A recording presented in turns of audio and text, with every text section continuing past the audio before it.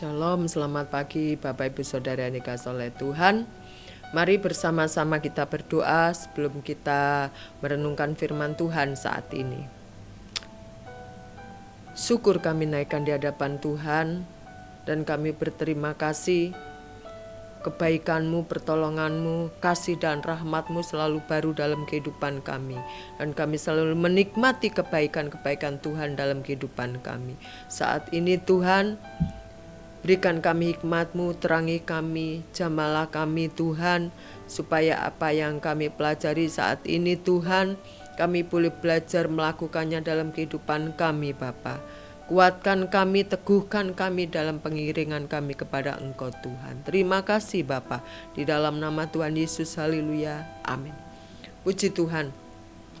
Bapak Ibu Saudara yang dikasihi oleh Tuhan, saat ini kita akan belajar bersama-sama di dalam kitab 1 Raja-Raja. Kitab 1 Raja-Raja 18 ayat yang ke-20 sampai ke-26. Bagaimana kondisi Elia di Gunung Karmel. Dan pada pagi hari ini saya akan memberikan judul yaitu ditolongnya. Maksudnya ditolong Tuhan gitu ya.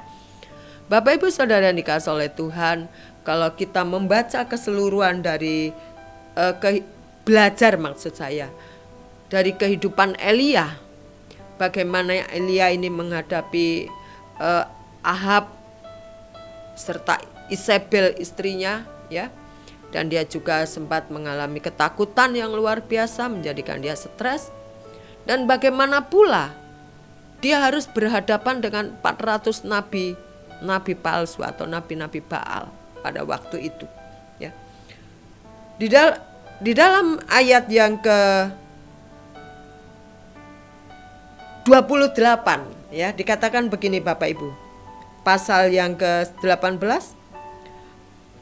Maka mereka memanggil lebih keras serta menoreh-noreh dirinya dengan pedang dan tombak seperti kebiasaan mereka, sehingga darah bercucuran dari tubuh mereka. Sesudah lewat tengah hari, mereka kerasukan sampai waktu mempersembahkan kurban petang, tetapi tidak ada suara, tidak ada yang menjawab, tidak ada tanda perhatian. Nah, dalam hal ini kan Elia mengatakan kepada mereka ya, dikatakan begini, ayat 21 kita lompat. Lalu Elia mendekati seluruh rakyat itu dan berkata, berapa lama lagi kamu berlaku timpang dan bercabang hati? Kalau Tuhan itu Allah, ikutlah dia, dan kalau Baal, ikutlah dia. Tetapi rakyat itu tidak menjawab sepatah kata pun. Lalu Elia berkata kepada rakyat itu, hanya aku seorang diri yang tinggal sebagai nabi Tuhan, padahal nabi-nabi Baal itu ada 450 orang banyaknya. Namun baiklah, diberikan kepada kami 2 ekor lembu. Ya. Kalau kita keseluruhan, akhirnya mereka 450 nabi-nabi Baal melawan Elia untuk menunjukkan ya, untuk mendemonstrasikan bahwa Tuhan siapa yang hidup, Tuhan siapa yang bisa menolong orang-orang itu. 450 nabi-nabi Baal itu mulai mereka berdoa supaya Tuhannya turun. Mereka juga membuat persembahan-persembahannya mereka adalah menari-nari, berjingkat-jingkat, panggil, teriak-teriak, dipanggil Tuhannya, dewanya dia. Tidak turun-turun, tidak menolong. Maka dikatakan di dalam ayat 20, maka mereka menoreh-noreh badannya sampai keluar darah sambil melompat-lompat. Dewanya tidak bisa menolong. Mereka tidak bisa menunjukkan kepada rakyat bahwa yang disembah oleh nabi-nabi Baal itu, dewanya itu bisa menolong dia. Ya. Lalu Elia juga melakukan hal yang sama, dikatakan ayat 30. Kata Elia kepada seluruh rakyat itu, datanglah dekat kepadaku. Maka mendekatlah seluruh rakyat itu kepadanya, lalu ia memperbaiki mezbah Tuhan yang telah diruntuhkan itu. Ya. Maksudnya oleh nabi-nabi Baal itu, mereka kan dengan cara mereka sendiri bagaimana mereka memanggil dewanya. Kemudian Elia mengambil 12 batu menurut jumlah suku keturunan Yakub. Kepada Yakub itu telah datang firman Tuhan, engkau akan bernama Israel. Lalu ia mendirikan batu-batu itu menjadi mezbah demi nama Tuhan dan membuat suatu parit sekeliling mezbah itu yang dapat memuat dua sukat benih.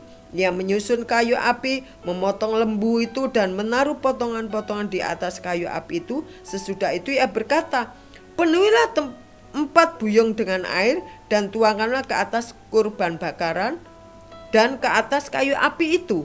Kayu api disiram dengan air. Kemudian katanya, buatlah begitu untuk kedua kalinya. Dan mereka berbuat begitu untuk kedua kalinya. Kemudian katanya, buatlah begitu untuk ketiga kalinya. Dan mereka berbuat begitu untuk ketiga kali. Sehingga air mengalir sekeliling mezbah itu, bahkan parit itu pun penuh dengan air. Rakyat melihatnya itu impossible sekali kalau hal ini dilakukan. Tuhan akan menerima persembahan si Elia. Tetapi apa yang terjadi? Elia mengatakan, kemudian pada waktu itu mempersembahkan kurban petang, tampilnya Nabi Elia dan berkata, ya Tuhan Allah Abraham, Allah Ishak dan Allah Israel. Allah Israel itu Allah Yakub. Pada hari ini biarlah diketahui orang bahwa engkaulah Allah di tengah-tengah Israel, dan bahwa aku ini hambamu, dan bahwa atas firmanmu lah aku melakukan segala perkara ini. Ya, kalau kita baca keseluruhan, akhirnya mezbah yang didirikan oleh si Elia ini diterima oleh Tuhan. Ya, api turun dari langit. Sehingga 450 orang ini disembelih oleh Elia. Ya, ada dikatakan di sini, tetapi kuasa Tuhan berlaku atas Elia. Ia mengikat pinggangnya dan berlari mendahului Ahab sampai ke jalan yang menuju Yezreel. Nah, kalau kita baca di dalam pasal 18 1 Raja-Raja ini, kita akan melihat bagaimana Elia mengatakan kepada Tuhan, ya Tuhan Allah Abraham, Allah Ishak dan Allah Israel, pada hari ini biarlah diketahui orang bahwa engkaulah Allah di tengah-tengah Israel. Ya. Ada apa dengan Allah Abraham, Allah Ishak dan Allah Yakub atau Allah Israel? Ya.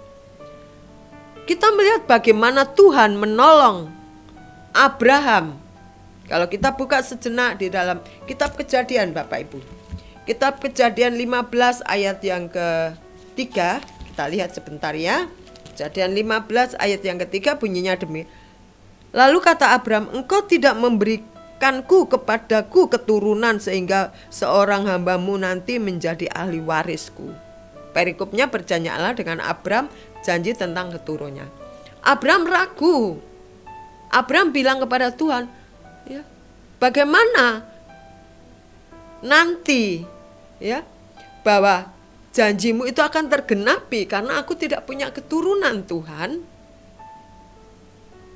Tetapi Tuhan adalah Tuhan yang baik, ya. Tuhan yang baik, dia mengatakan, akulah Tuhan yang membawa engkau keluar dari tanah Ur Kasdim untuk memberikan negeri ini kepadamu menjadi milikmu. Akhirnya Abraham mempunyai putra pewaris, yaitu Ishak. Suatu bukti apa yang dikatakan Tuhan selalu dia genapi. Dikatakan oleh Elia, Allah Ishak. Ada apa dengan Ishak? Kalau kita membaca di dalam Kejadian 24, bagaimana perjalanan Ishak ini dalam hidupnya. Waktu ibunya Ribka ini dipanggil Tuhan, dia menangis, dia merasa bersedih. Maksud saya Ribka akan dipertemukan dengan si Ishak. Waktu ibunya si Ishak ini meninggal, dia menjadi sedih sekali. Tapi Tuhan izinkan untuk Ishak ini mempunyai istri, yaitu Ribka. Di dalam ayat 67 dikatakan begini, Kejadian 24. Lalu Ishak membawa Ribka ke dalam kemah Sarah.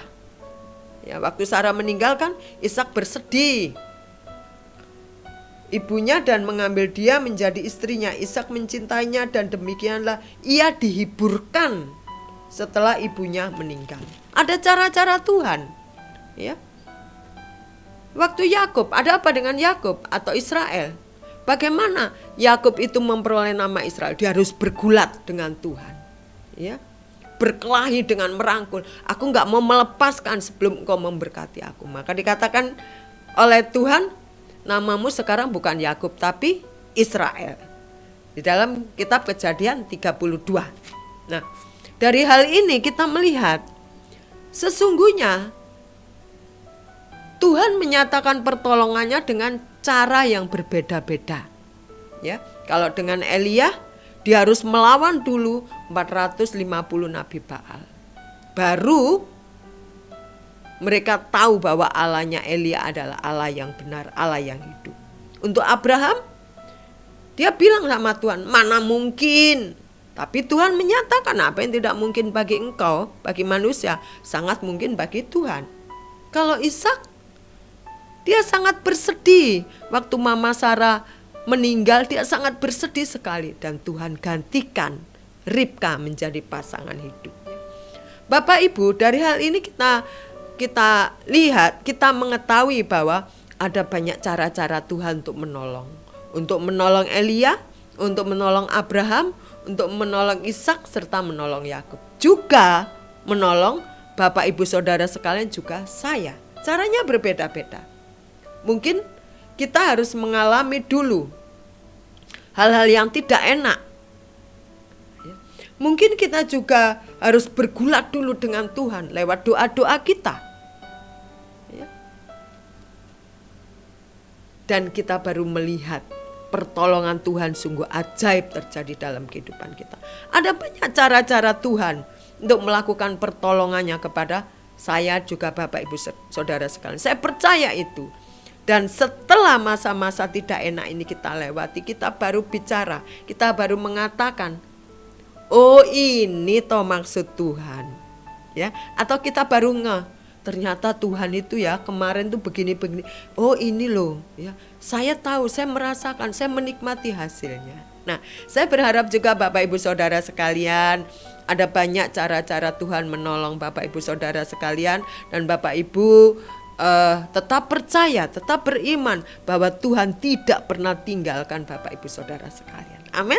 Puji Tuhan. Mari kita berdoa bersama-sama. Tuhan, kami percaya jikalau Engkau sudah menolong yang lain, Engkau juga menolong saya. Jikalau Engkau menopang yang lain, Engkau juga menopang saya. Karena Tuhan Elia adalah Tuhan kami juga. Oleh karena itu, tetapkan hati kami untuk kami tetap beriman kepadamu Tuhan. Untuk kami mengamini semua janji-janjimu dalam kehidupan kami. Terima kasih, Engkau berikan kami kekuatan melalui lembah kekelaman pun. Kami akan mengatakan Engkau baik asal Engkau ada beserta dengan kami. Terima kasih Tuhan. Di dalam nama Tuhan Yesus, haleluya, amin. Selamat pagi, selamat beraktivitas. Tetap percaya Tuhan bersama dengan kita. Amin.